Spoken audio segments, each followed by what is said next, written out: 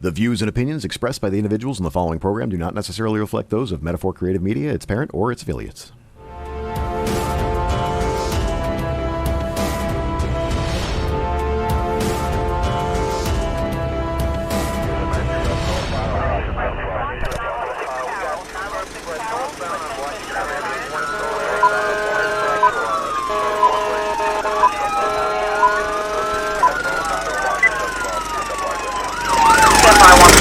As police officers, we're witness to some of the most amazing things in life. Some comical, some horrendous, and some just plain miraculous. When asked why you went into law enforcement, most officers will tell you, because it's like having a front row seat to the greatest show on earth. Today, we saved you a front row seat. This is Copservations.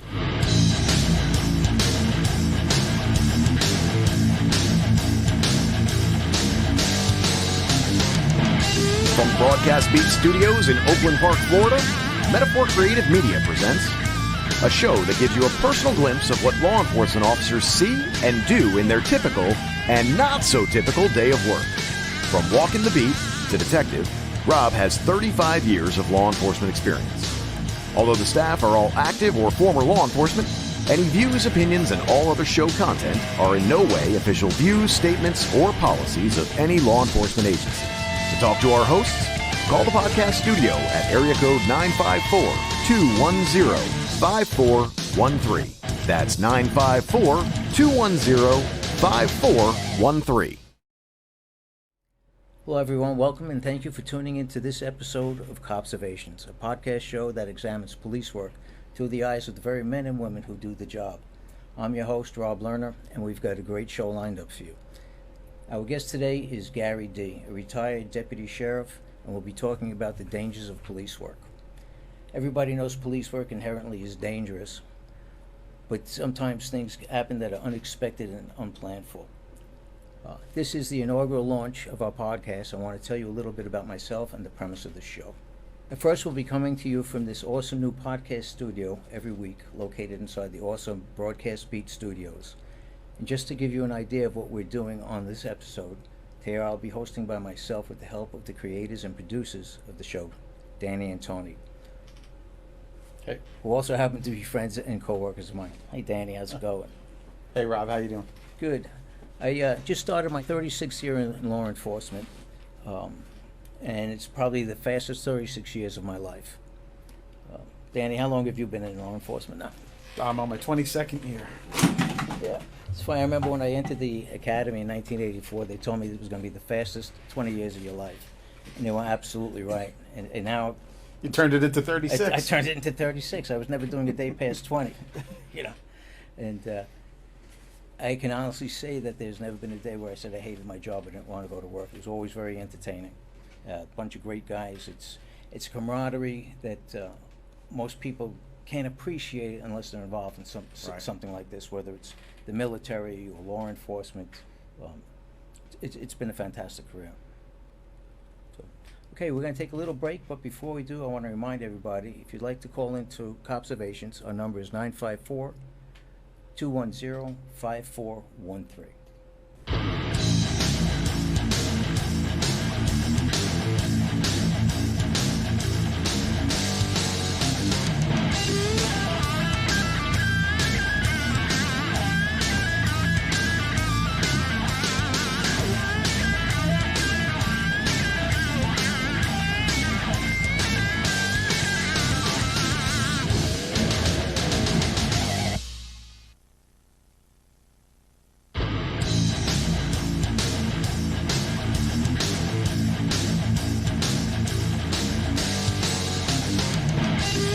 Talk to our hosts, call the podcast studio at area code 954-210-5413. That's 954-210-5413. Welcome back to Copservations. I just want to explain a little about the show and what it's about. Copservations came about from a book that I was writing back in 2004.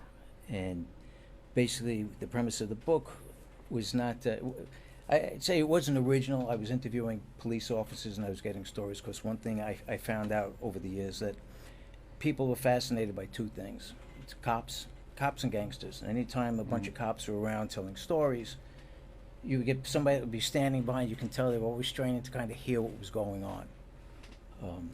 So what I would do is, when I was working, I was assigned to the airport, and I used to interview all the guys I was working with, and we would discuss all different topics, from homicides to robberies to dealing with death, dealing with the mentally ill people. Right. You know, some of the stories were hysterical, some of them were heart-wrenching, and some of them were horrifying.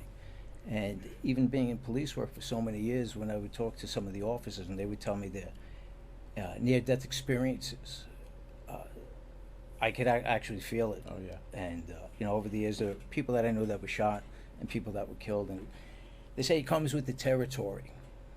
You know, it's part of being a police officer and what you come to expect. And I notice a lot of us keep things inside and we don't talk about it. Right. We don't like to bring it home and share it with our families. And a lot of guys wind up suffering from PTSD. Yeah. Well, they need to be better about getting help for that. Yeah, especially if you see the news now, there's been a alarming rate of police suicides. And it's not specific to age or experience on the job. You have guys with only a few years on the job that wind up killing themselves, and guys who've been through so much more that have experienced the same thing. Even guys after they've retired. Yeah. And they can't even cope with their retirement. Yeah, they can't adjust. There was a chief back in New York City, I can't remember, I think it was a Chief Silk, that was being forced out because of his age. And he recently had committed suicide. And a lot of people thought that it was because this is what he was, this is what his life was about. It wasn't what he did, it's who he was. And hey, you know, there's more to life than law enforcement than a career. Yeah. Oh, yeah. You put in your time, and then it's time to enjoy life, retire, enjoy the kids, the grandkids, and travel. Got to have a plan. Yes, Gotta you have do. a plan when you're on your way out. Absolutely, you do. You know, tonight's topic, we're going to talk about the dangers of police work. And like I said earlier, everybody knows it's inherently dangerous. You know, when everybody's running away from the guy with the gun, we're the ones that are running towards him. Right. No, it's our job to respond to the crimes in progress. And we don't get to pick and choose what we're going to. It's you know, you get a radio run and you respond.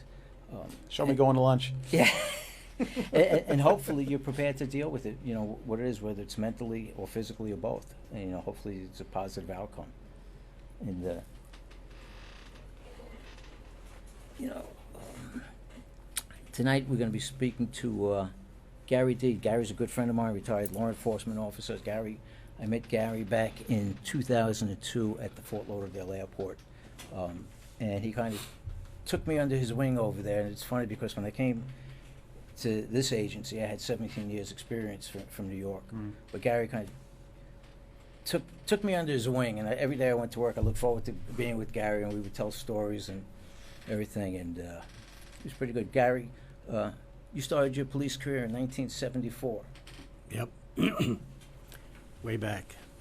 Way back when? When the sheriff's office was small. And you started, where did you start with the agency? I started in the jail, working in corrections, they call it now. We were called jailers in those days, because that's what we were. So I was fortunate, though. I only stayed in the jail. When I first got there, I thought it was going to be, I was told by the other guys, oh, you're never going to give it to the police academy, pal. Because we've been in here 3 years, and we ain't seen it yet. So I was like, oh, great, you know. But then about a month into it, my captain comes to me and says,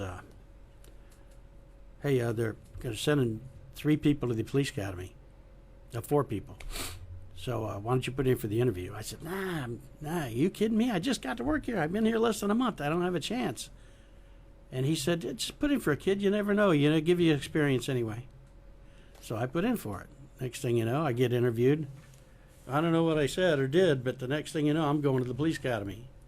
And all the guys hated me because they'd been waiting there 3 or 4 years to go. And next thing you know, a couple months later, I'm in the police academy. So.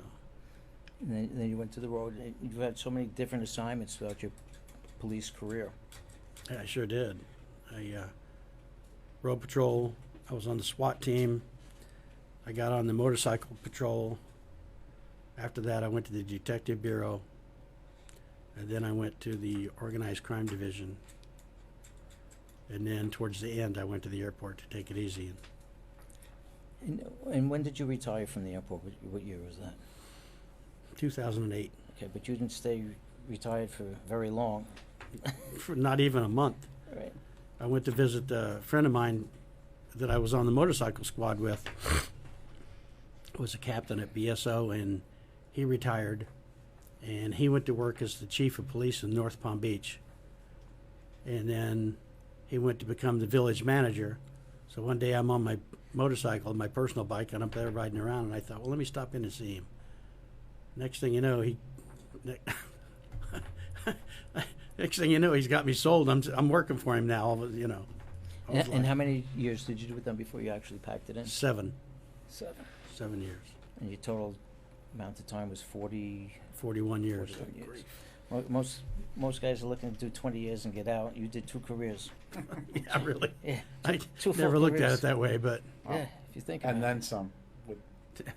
You know, and it's funny because today I feel funny saying it. It's a young man's job.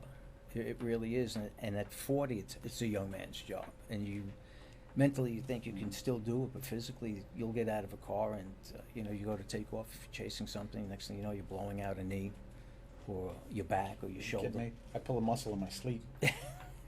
Exactly.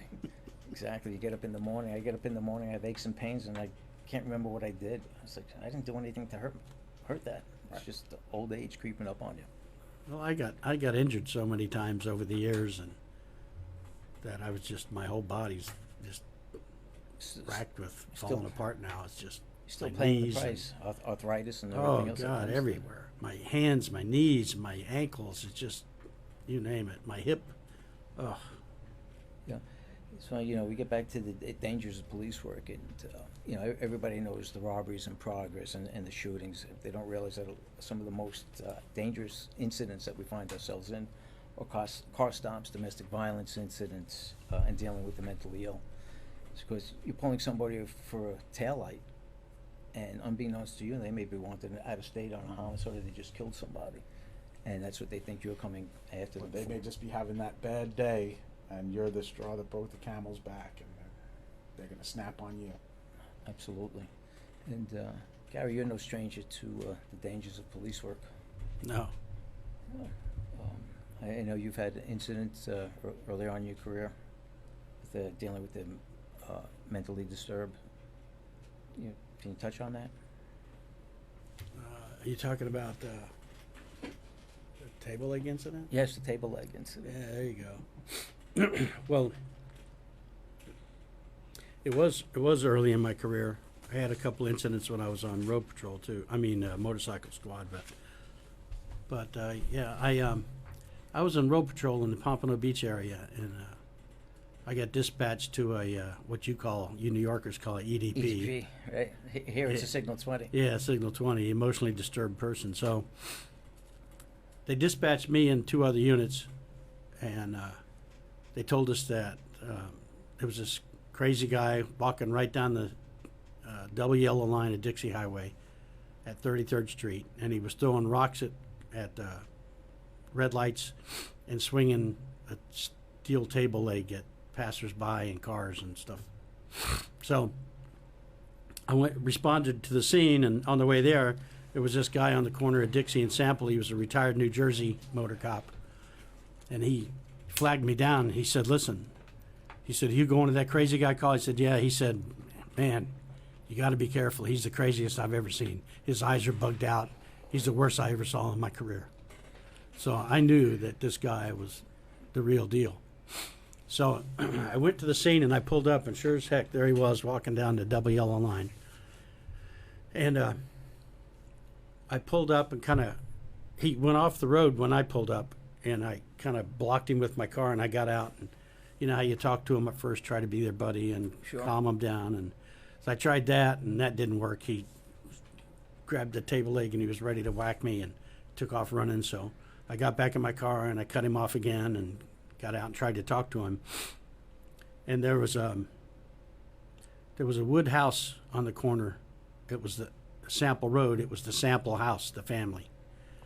And and the screen door was the old-fashioned wooden screen door with, you know, I'm talking a wood frame. Sure. They used to screech when, you know, when you opened them and closed them, and bang. But he started running from me again, and I went to chasing after him. And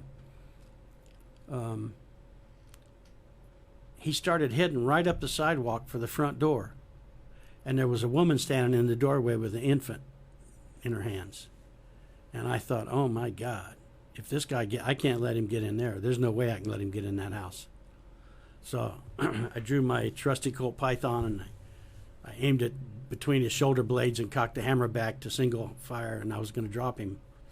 Even though she was behind me, and I felt confident enough that I could hit him and not her, and I felt like I didn't have a choice. Sure. I could not let him get in that house. So right at the last second, when I was just about to shoot him, he stopped and turned around.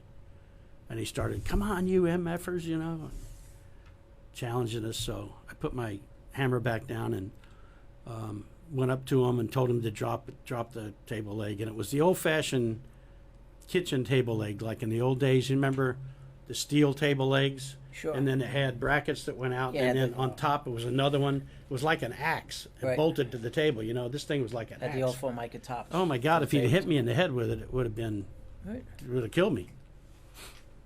So, two other deputies got there, and we kind of surrounded him a little bit, and we were all had our guns drawn and telling him to drop the table leg, and we're going to shoot you. We don't want to shoot you. All that kind of stuff you do, you know. And we warned him over and over and over, and he just kept. He was nonstop swinging this thing constantly at us the whole time. He never stopped swinging, except when he was running. And so at the time, I was a kickboxer, and I decided if I could do a good flying sidekick on this guy, I could just take him out without, you know. So I kind of told the other two guys what I was going to do, and they kind of knew. And I told them to distract him, and I started to do the kick, and I just about to jump in the air, and he turned around and saw me and swung this table leg at me and just barely missed my head. So next thing you know, he takes off running between us, and he's headed across Dixie Highway, and he gets right on the double yellow line. Now the traffic's all backed up. There's all these people there watching. He gets right on the double yellow line, and I'm running behind him, and I'm just about to reach out and tackle him, and all of a sudden he stops and swings it one-armed at me. And you know how when you stop real fast, your shoes slide on the pavement, you know? Man, my shoes slid, and I ducked back like this, and the table leg went just barely over the top of my head. Wow. And I drew my gun and I told him, drop it, this is your last warning. And he came right up over the top of me. He was going to come down, straight down on me. I had nothing else. So I shot him twice upward from here. I didn't even have a chance to aim. I just pulled it out and put it right here. I shot him twice in the gut. And then the other deputy, Scotty, he fired twice. And the first one ended up hitting him in the aorta of his heart, we found out later. And the second round, when he had his arms up in the air, hit his arm, came out this arm, went in the other arm, and came out the other arm. Oh. You know what I mean? Exit and exit. Sure. So when they were doing the autopsy on the guy, one of the ME guys told me later, they said, well, everybody was saying, well, you guys said you only shot this many times, but there were more bullet holes. He says, and then it dawned on me. I put his hands together, and I tied his hands up and held his arm up, and we ran a steel rod through the holes, and that showed that he was in exactly the same location, just like this, when you shot him. So it was a good shoot. I wasn't really worried about it, but it was nerve-wracking because you had to go in and talk to homicide guys that you knew. Then you had to go to the grand jury. Then the homicide guys read us our rights. I never had that happen before. I'm one of the good guys. Right. And it was really nerve-wracking. And the other two guys involved in the thing, they were scared. We called the FOP attorney. And we said, we're not going to give you a statement. The lawyer said, listen, just give one statement. You're going to have to give it to the grand jury. If you give them a statement and then a statement to the grand jury, if it's even just a little bit off, it's going to make those civilians go, Something's not right. what's going on here? Well, then the detectives went down the hall, came back, came inside and said, well, the captain says if you don't give us a statement, you're fired for fail to obey. Gotcha. Now, when you got up that morning, it was a regular day at work. And, You're just driving down the road. You're not expecting to get this kind of call, you know? Did Garrity not exist back then? Yeah, it did, yes. And that's why the lawyer told me. He said, anyway, they read your rights. Your rights, so give them a statement. They're not going to get it in court anyway.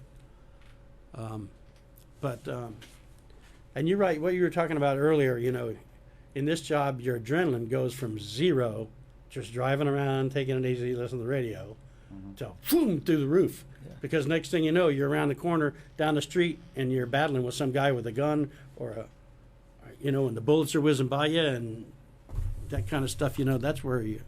So it is, you never know what you're going to be doing from 1 minute to the next. I mean, 1 minute everything's nice and calm, and you could be bored out of your mind. Exactly. And, you know, sometimes they say be careful what you wish for. You open up, boy, it's quiet, I wish something would happen. And the next thing you know, I never it used happens. the Q word. Never Yeah. use the Q word. Yeah. I remember back in New York, guys used to say, if you were working with somebody, wow, the radio's really quiet tonight. Oh, man, And they don't say, say what'd that. you say that for? Oh! Yeah. You'd hope to break up the monotony. I want to remind everybody that the phone lines are open, and if you'd like to call in, it's 954-210-5413. Feel free to call into Copservations. We'll take any questions that you might have. So needless to say that the gentleman with the table leg died that day on the double yellow line. Yeah, it's Unfortunate. You know, I don't know how many times, Danny, how many times people have asked you throughout your police career, hey, did you ever shoot anybody? You know, everybody was like, hey, did you ever shoot anybody? You go to an elementary school, and that's the first thing those little kids ask you. Yeah. Did you ever shoot anybody? Yeah. And you look at them, and you don't want to lie. You say, yeah, and then, of course, the next question is, did you kill him? And the teacher's looking at you like... Horrified, yeah. Yeah, like... Yeah, it's funny you talk about the elementary schools. When my kids were young, I used to go to Parent Day. And I'd go in my police uniform, I'd bring coloring books for the kids, and I'd bring up my bulletproof vest. And I explained everything. I'd let them touch things on the gun belt. And afterwards, there was always answering question session. And Can I see your gun? No, I never had. I've had that. Yeah. I never had that, but I remember one of the kids raised a hand, and I said, "Yeah, hey, what's going on?" I said, "Oh, my mother smokes marijuana." I was like, "Oh, cool." I was like, "All right, yeah."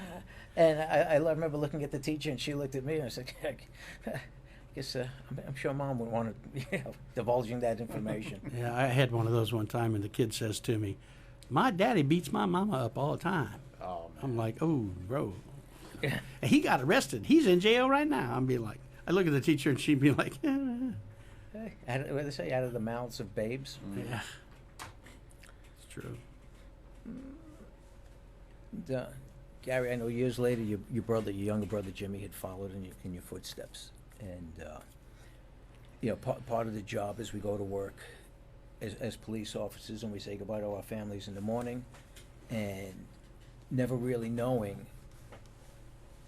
if we're going to come home or not. Yeah. You know, statistics are, most of the days are uneventful, and we get through our 8 hours, 10 hours, or 12-hour tours. But there are times where, hey, you say goodbye, and that's the last time. That's the last time. I think our profession is one of the few professions that when you leave for work, everybody tells you, hey, be safe. Mm-hmm. You know, I go to the store to get a sandwich, and I'll have conversation with people, hey, stay safe. Yeah, nobody tells the doctor, hey, stay safe. And we know, we accept it when we take this profession. Nobody's taking this profession to get rich or live the high life. You get some people say, oh, well, what? I became a cop. Nobody says, I want to change the world. I want to make the world a better place. I know when I did it, it was a steady paycheck. It was great benefits. It was a retirement. I had a retirement, and that was it. And I went to work every day knowing what I had to risk in order to gain that. Well, they got to give us something to do this job. Well, I mean, this is the hardest job in the world, and those benefits, if they didn't give us those, Oh, What will we have left? You know what they say? You'll never be rich and you'll never be poor. Right. As a cop.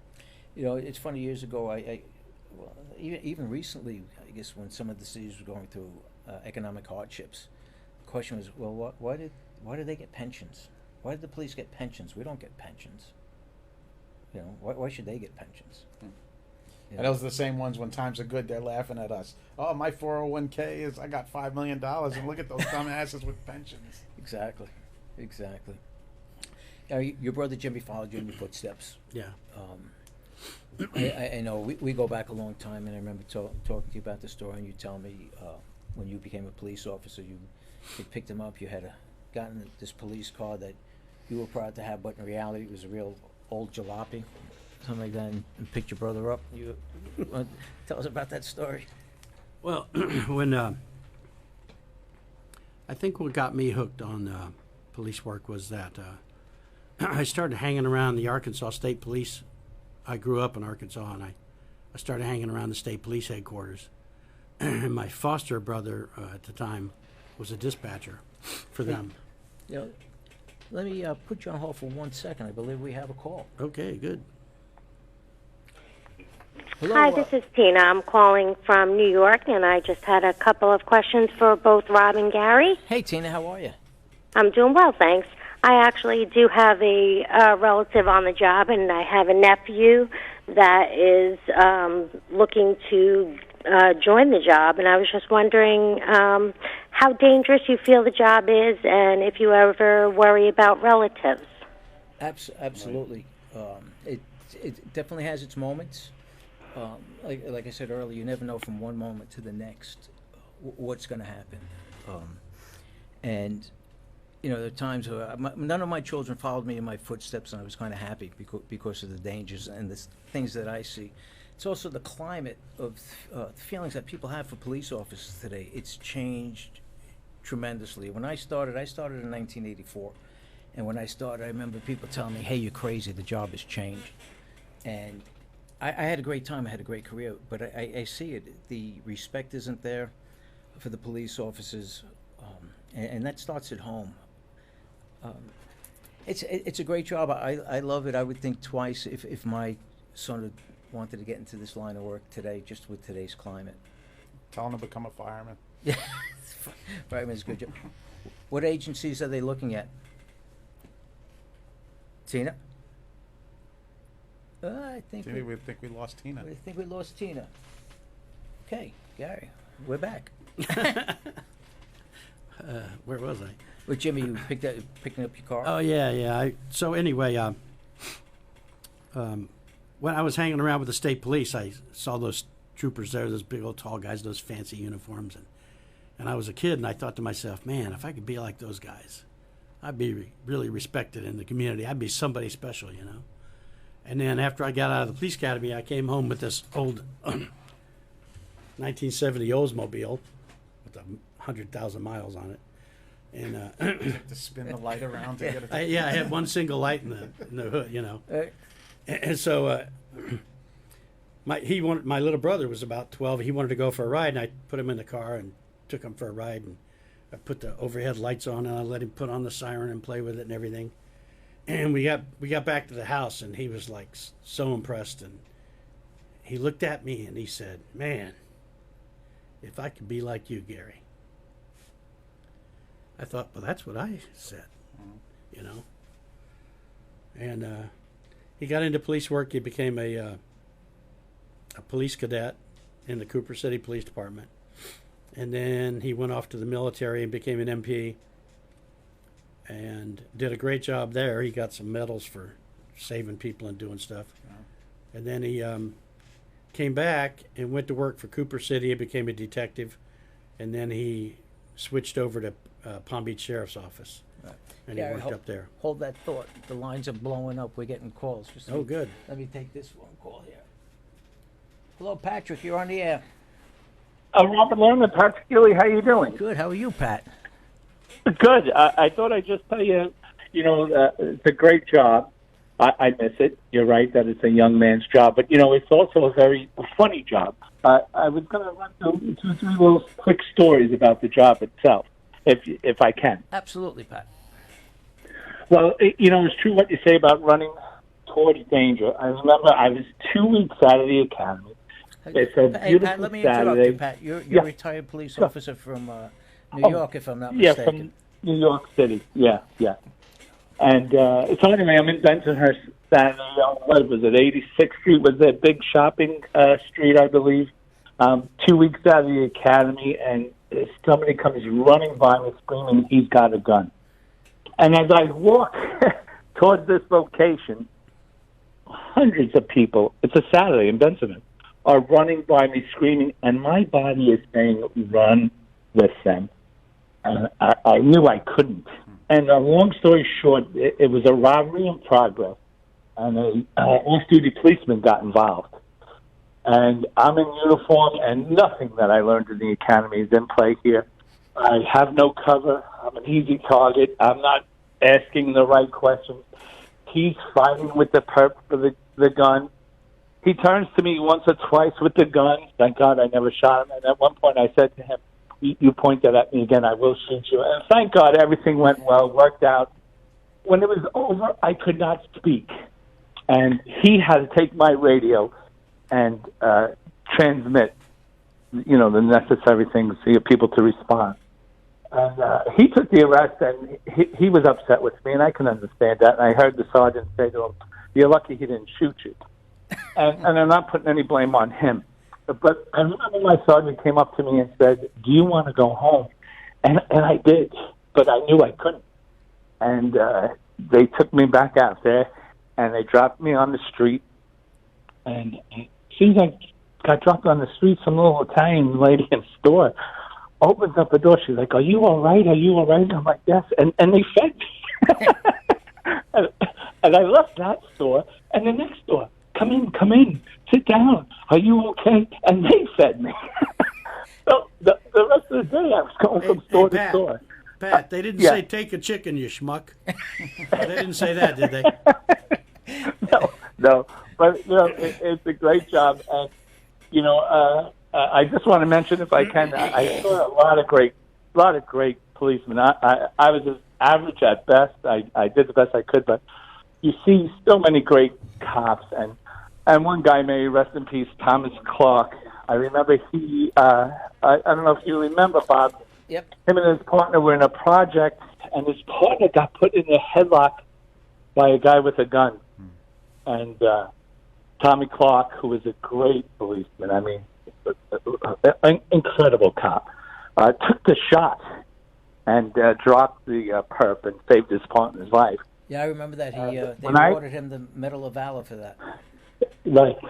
And he was such a great guy and a great cop. And when my precinct was kind enough and promoted me to detective, he called me, and I couldn't believe it. I knew him. I worked with him for years, and I couldn't believe Tommy Clark was taking the time out to call me and congratulate me. And I remember at the end of the conversation, I told him, "Tommy, if I'm ever in a headlock, do not take the shot." Gotcha. But, great guy, great job. And later on, real quick, and it's funny because, all this stuff just bounces off you. You know what I mean? And one day I was solo patrol. I was doing latent prints. Saturday morning, run comes over, a guy with a gun over in Bright. And I see him. But now I come up behind him on the street. I am perfect. Not from the 2 weeks in the academy. I am perfect.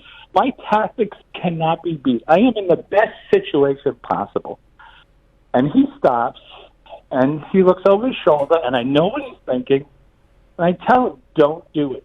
I am perfect. As soon as you move towards me, you're getting it. He has to turn to me. I am in the perfect spot. And this goes back and forth where he just looks at me and looks back, and I say to him 2 or 3 times, "Don't do it." Now this is it. I'm in a gun standoff with someone, and I'll never forget it. 2 Chinese people come walking right between us, talking like we weren't even there. Just came walking right across. And thankfully, a sector came up the other way, and he was taken into custody without incident. But my last 2 things is, they do say that courage is what? When you're scared to death and you saddle up anyway. And I think that's that job for sure. And we say to people that ask you things, you just do it. If this is it, I hate to say it like that. If this is it, this is it. We've all had those runs, and we've had numerous of them. That's it. This is it. Let's go. But and my last is about Bobby Lerner himself. And it's a great story. He's going to teach me and my partner. Bobby Lerner is a great guy to have in an interrogation room. I mean, just listen to him here tonight. He's talks very nicely. He's intelligent. He's calming. He knows how to talk to people. Pat, you're making my head swell. We don't need any of that. Well, he's going to take us into the room. Yeah, don't get his head too big, huh? Well, he's going to teach us how to talk to this burglary suspect. But he says, listen, if you guys are going off the course I want to go, I'm going to ask you if Mr. Peterson called today. So, okay, long story short, Bobby starts the thing. It's going, but now we got questions. Me and my partner, we're shooting off 10,000 questions to this guy, and I hear Bobby Lerner go, did Mr. Peterson call? Did Mr. Peterson call? Hey, Pat, yeah. I love you. Mr. Peterson is calling. All right. I will talk to you later. I'm just saying, the thing is, it can be a really funny job, too. Absolutely. A lot of laughs, Pat. Thanks for calling. I appreciate it. All right. Good luck with you. Okay, Bye-bye. bye. Hello, Tina. I'm back. Oh, I'm sorry you're back, and I'm sorry you had to hold on for so long, but welcome back. I'm Mr. Peterson. Okay, there you go. You're Mrs. Peterson. Okay. Yeah, so where were we? When we lost you.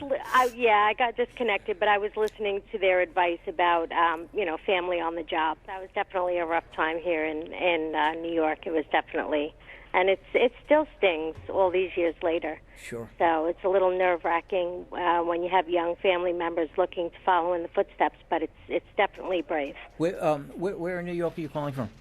I'm on Long Island. Okay. And you have family on the job now? I do. Where are they?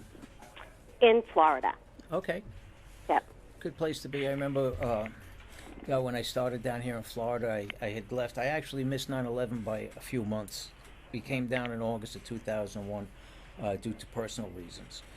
And, I was down here. I just missed 9/11. Just missed it. And I had gotten a call probably about 2 years later from one of the young guys who worked in my precinct.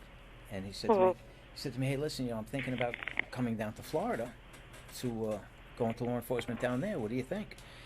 And as I watched the palm trees blowing by and looking at the sunshine, I said to him, if you don't do it, you're out of your mind. Because at the time, he didn't have that much time invested. Right. So it was definitely, in my opinion, it was just a much better place to do the job. The atmosphere was much nicer. And salary-wise, we were comparable. We were very comparable at the time because of the way the taxes were. There was no city tax. So, it was a no-brainer.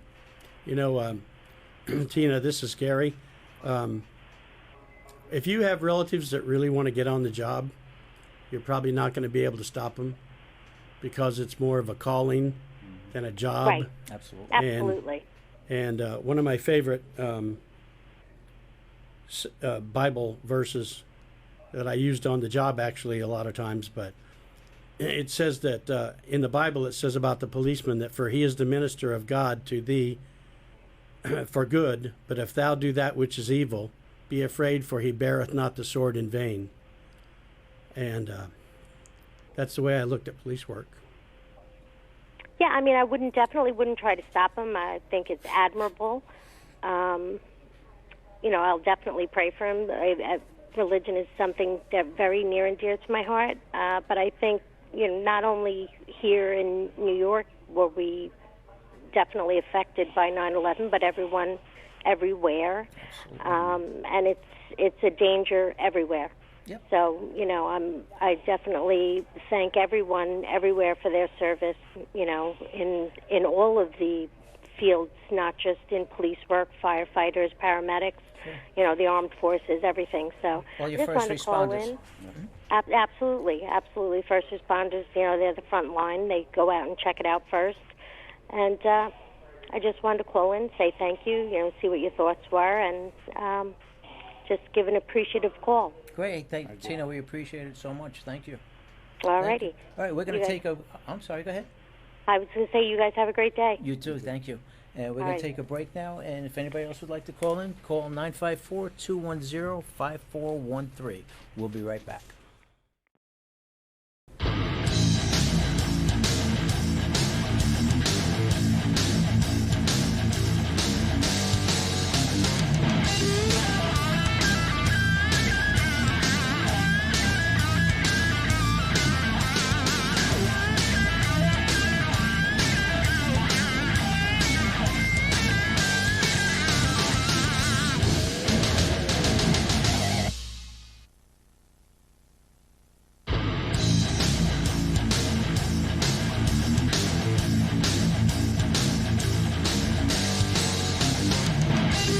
Talk to our hosts? Call the podcast studio at area code 954-210-5413. That's 954-210-5413.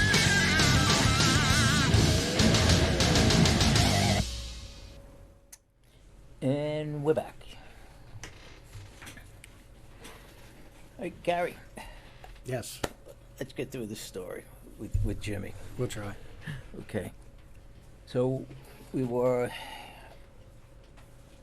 Where'd we leave off? He got to work for the Palm Beach Sheriff's Office. There we go. We're back. So, Jimmy, he he was a great guy. He was the kind of guy that had an infectious smile and laughter, and when he laughed, it made everybody else laugh. He was a big muscle-bound guy. He was a bodybuilder, and he was working for PBSO, and he talked us into, my whole family, into moving up to the Palm Beach at the time. You were living in Broward Yeah. up until then? But it was somewhere in there, 89, we were up Palm Beach touring the housing and the area, and he was showing us around. So I had quit the sheriff's office at the time, and I tried to make it in the finance world just to get more money for my family. Things didn't work out so good. It did for about a year or two, but then a little bit later on it slowed down. And he had sold me on going to work for the sheriff's office. He was like, "Oh man, listen, PBSO is really growing. We're behind you guys a lot, but boy, you come to work up here someday. We're going to be colonels, me and you, and it's we're going to be running the show." Right. And so I said, "Well, I 14 years with Broward at the time. I said I might as well go because I'm not there now." So I put in for an application, got everything done. I was actually negotiating my salary. I was hired pretty much, but I was just negotiating my salary with the bosses at PBSO at the time. And because I had experience, and Sure. he had sold them on I was such a great cop. It was probably Best all thing since lies, sliced but bread. yeah. And so I actually went up and rode with him on patrol one time. And afterwards, I told him, I said, "Man, I'm so impressed. You're such a good cop, Well, It he learned from the best. Yeah, right. Police Academy. Yeah, right. And so anyway, I called him up and wanted to ask him something about the job and what, how PBSO did things or something. And he said to me, "Listen," he goes, "they'll issue you a vest, a bulletproof vest." He goes, "You damn sure better wear it up here too." You hear me? I said, "Yeah, okay, I will. Don't worry about it." And this is, you had already had 14 years of experience. Yeah. And he had how many at this point? Oh, I don't know, quite a few. Okay. Not nowhere near that. Right. 5 maybe. So he, so I said, "Oh, okay." And fortunately, when I hung up, I told him, "I love you, Jimmy." And 2.5, 3 hours later, he was dead. So you're talking about leaving home and them saying, "Stay safe," because you never know. Well, you just never know. Right. You said "I love you" for the last time. Yeah. Speak to you tomorrow. Or? Thank God I did. Right. But he, on that day, he got a call out in the acreage in Palm Beach, which is like horse ranches and all that kind of stuff. And at the time, there weren't hardly any deputies. I think they had one deputy out there, and it was him. And it was a pretty big area, and they called a deputy from the Parks Department, from the Parks Division, to go back him up. And it was a Myers Act where they had a court order to take an alcoholic in for treatment. Okay. So they interviewed the wife at the Royal Palm Beach Police Department, and she told him that she had this court order and that he had rifles and that he had shot all the family pets. He had shot and killed his neighbor's hogs. He shot and killed an alligator in the backyard. That he chased his daughter down the street naked with a butcher knife. And he was just a alcoholic redneck. It was just out of control. Yeah. So they went to the house, and there were only 2 deputies. Back in those days, that's just the way it was. And there were times when I went on calls like this all by myself in the early days. It's just, you were the man, you had to do it. The one deputy went around the back of the house. Jimmy took the front of the house, and they parked their cars down the street so they could sneak up on him, kind of, and he wouldn't see their cars. And because they were worried about the rifle. Right. So Jimmy goes to the front. He told the dispatcher, call this guy on the phone, tell him we're outside. We want to talk to him. He's not in any trouble. Just come out and talk to us. So the dispatcher called him and told him. And he said to the dispatcher, and I know all this because I listened to the tapes and the detectives, homicide guys, and everything. They told me everything. So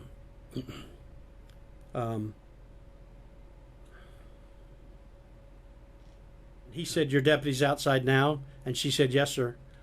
And he hung up the phone. So they waited for a little bit and said for her to call him again because he didn't come out. She called him, told him they're outside, they'd like to talk to you, and he said, your deputy's dead, and hung up the phone. And she didn't know, nobody knew whether he had already shot him or if he was planning to. Right. But the front of the house was shaded, and Jimmy was hiding behind a Jeep out front. And the guy had a .30-30 rifle, and he was inside, and it was like the doorway to the kitchen was right in line with the front doorway, and he had the door open a little bit, and there was a screen, but he could see Jimmy, and Jimmy couldn't see him. He had already come to the door with a rifle earlier, and Jimmy yelled at him to drop it. Right. But now he couldn't see him, and he had the bead. He could see his head behind the transparent cover on the Jeep, and he just waited, and when Jimmy just looked out to see if he could see, and he shot him right between the eyes. One shot, boom, that was it. So it was all over. The deputy in the back tried the sliding glass door, but you know how they get all sticky in these houses where they don't use it much? And finally he just said, well, I just yanked the door real hard and jumped in on him with his gun. And he didn't know that Jimmy had been shot at the time. He just heard the gunshot. Yeah. And he told him to put his hands up on the stove cover, and he did. And then he turned around and grabbed his gun and knocked it out of his hand, and the 2 of them fought on the floor. And he finally got him handcuffed, thank God. He didn't get killed. So they called to him on the radio and told him to go check on Jimmy because he wasn't answering his radio. And the guy would not get up. He refused to get up, so he had to drag him out the back sliding glass door all the way around to the front yard. And when he got there, of course, he saw my brother laying there dead. And it was pretty sad. So it's really sad because when the deputy who came, when he showed up at the funeral, his partner that night, he showed up at the funeral, two deputies had to hold him up and bring him in to view the body. It was terrible. And when he viewed the body, he just passed out. Sure. So were you on duty at the time? No, I was at home. The night he got killed, Jimmy's captain and his lieutenant flew down in a helicopter, at the PBSO's helicopter, and got picked up by the city police and came to my house to notify us. And when they showed up at the door, is it something you knew something? My wife was home alone, and she knew, but she called me and told me, "Hey, come home," because I was out doing a couple of appointments, and she said, "Come home." And I was arguing with her, "Why come home? I got to go to this guy's house. And what is it about? And she wouldn't tell me because they had told her don't say anything to him. And then next thing you know, this captain grabbed the phone from her. Right. And he told me who he was. Said, "Just come home, son." But I knew. That was it. Yeah, at I that knew. point. Yeah, absolutely. So, Absolutely. but the funny thing, the deputy that was with Jimmy that day, we saw him years later at the dog track. He was working an off-duty detail. See if I can get through this one without choking up. And my two girls were kind of young then, and they said to him, "What happened that day?" And he gave them a real short version of what happened. And he said, "The funny thing is that my son was born later on, and he was born on the same day that Jimmy was killed." Wow. And that his son came to him finally when he was about 10 years old or so, and said to him, "Daddy, why are you crying on my birthday every year?" Wow. And he said to him, "Well, I got a story to tell you. Have a seat." It's some story. Some story. And I know every year you and the family are at the police memorial in Palm Beach County. Yeah. And it's a solemn, and unfortunately it's a big production, and it's just one of those things. It's a shame that every year that we keep adding more and more people to the lists throughout the country. They keep getting bigger and bigger and bigger. Yeah, I think back in I had done research years ago, and I think it was somewhere around 2004. At that time, there were over 17,000 police officers that had been killed in the line of duty throughout the years. And then they wonder why they give us benefits and pensions. Yeah, Please. exactly.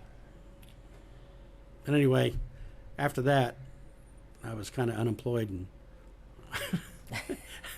I took Jimmy to our family plot in Kansas City. We had another police funeral up there, 'cause I have a couple of cousins that are cops, and real nice funeral. And then I came down here, and Nick Navarro was the sheriff at the time, and he called me and said, "Hey, I heard you're going to work for Palm Beach, but don't do that. Come see me first." So I promised him I would, and he hired me back that day and gave me all my benefits back like I never left. Nice. My seniority, everything. Like you never left. Wow.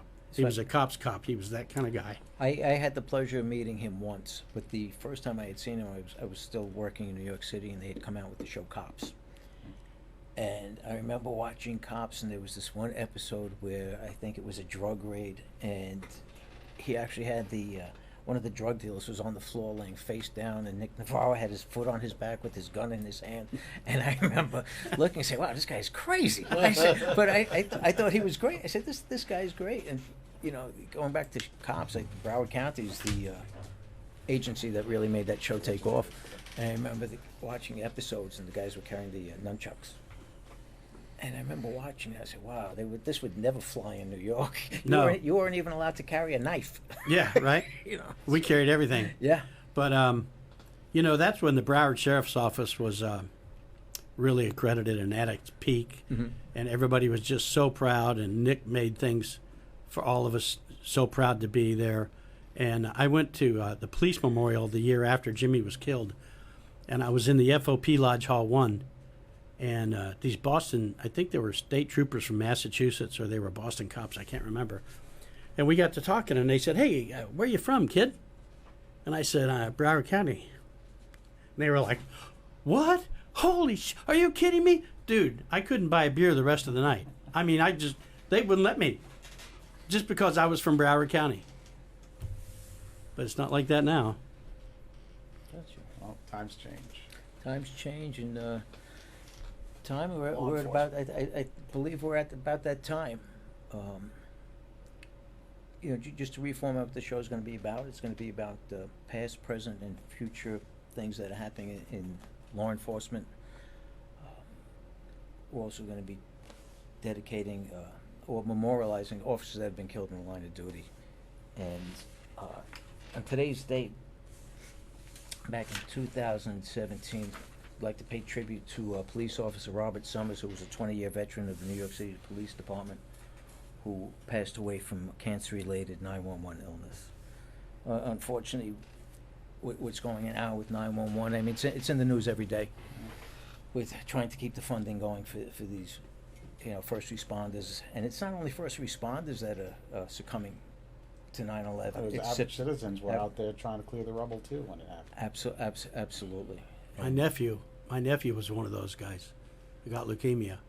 He was a cop, and he went down there afterwards to direct traffic and help out. And then fortunately, he's still alive, and he got a bone transplant. Thank God. But yeah, absolutely. Like I said, I came down here in August of 2001, so I just missed it by weeks. And where I lived in Staten Island. And they say everything happens for a reason. If I had still been in New York, I was in close proximity to the Arthur Kill facility, where they were bringing a lot of the refuse, and they were sifting through everything, the rubble, looking for body parts and everything else. And logistically, I think I would have been assigned there every single day, because I literally could have walked there. And God knows what I might have come down with. Right. So they say everything happens for a reason. So on that somber note. I want to thank you, Gary. You're special. You're always special to me. But you're even more special because you're the first guest on the first episode. Thanks for inviting me. Thank you for sharing.